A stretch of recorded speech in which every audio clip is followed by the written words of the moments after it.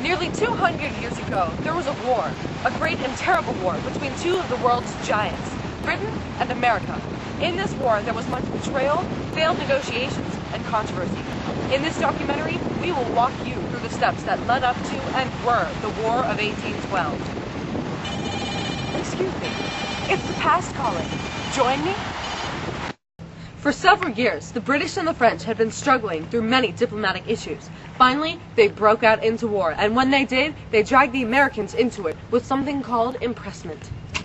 The War of 1812 was, the main cause, I think, was impressment, definitely. Because impressment, for those of you who don't know, was when the British or French would take over American ships. And they would just force the sailors, the American sailors, to join their navy. And a lot of it was done in the attempt to prevent trade with the enemy countries. America made many attempts to prevent the oncoming war, such as an embargo, the Non-Intercourse Act, and Macon's Bill No. 2. However, none seemed to pacify the aggressive countries, and the dispute raged on. Impressment was just a major upset to the Americans, and President Jefferson just would not stand for it. He made an embargo where the Americans would not trade with anybody, not Britain or France, your grandmother, or just anybody. And this didn't hurt Britain and France like Jefferson thought it would. He was wrong. It hurt the Americans greatly, though. Just their economy was plummeting. After the extraordinary failure of the Embargo Act, when Madison came into presidency, he made sure to pass the Non-Intercourse Act, in which the Americans did open trade again, just not to France or Britain. So when the Non-Intercourse Act did not work, they passed Macon's Bill No. 2. And don't even worry, okay, about Macon's Bill No. 1, because it doesn't matter. And No. 2 was really No. 1. So Macon's Bill No. 2, what it basically said was France, Britain, whoever stops impressing us will trade with you. And it sounded like a good idea, except France and Britain, even if they said that they would stop to open trade again, they would not. They were stubborn and would not stop. There was no solution other than to go to war. As we all know, even though the French took us up on our offer in Macon's Bill No. 2, once we reopened trade with them, they continued to impress us. Yet another failed negotiation. Throughout this time period, the Federalist Party had been steadily decreasing in numbers and power due to an unfortunate combination of undesirable circumstances and events. Well, around this time period, the Federalist Party was getting old. They were very old, and they started dying.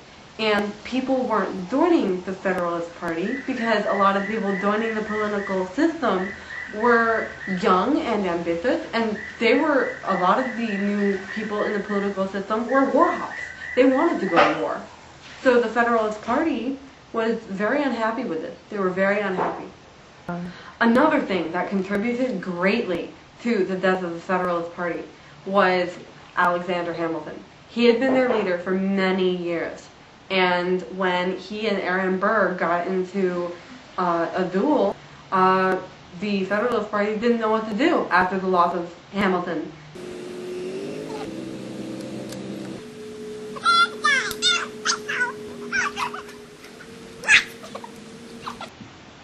So the Hartford Convention was when all the Federalists, and as well as some Northern businessmen who didn't like the war because they thought it was hurting their business, naturally.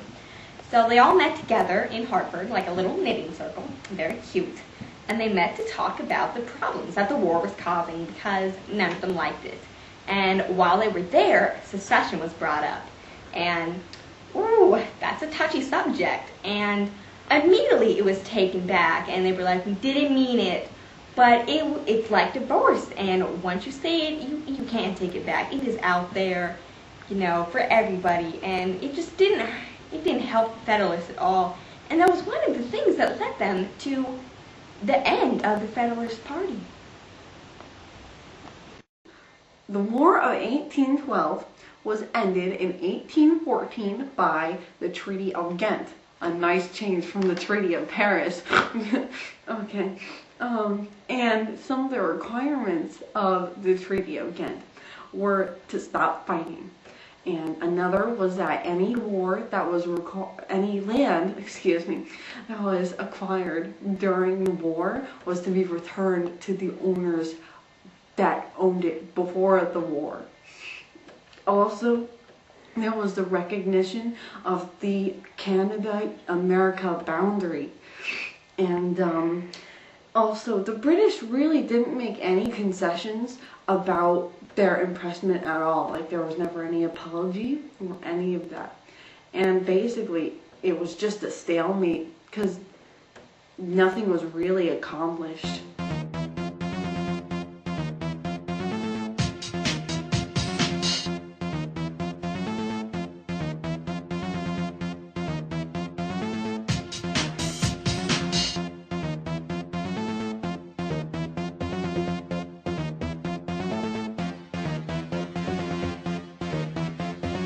Thank you very much for taking the time to watch our documentary on the War of 1812.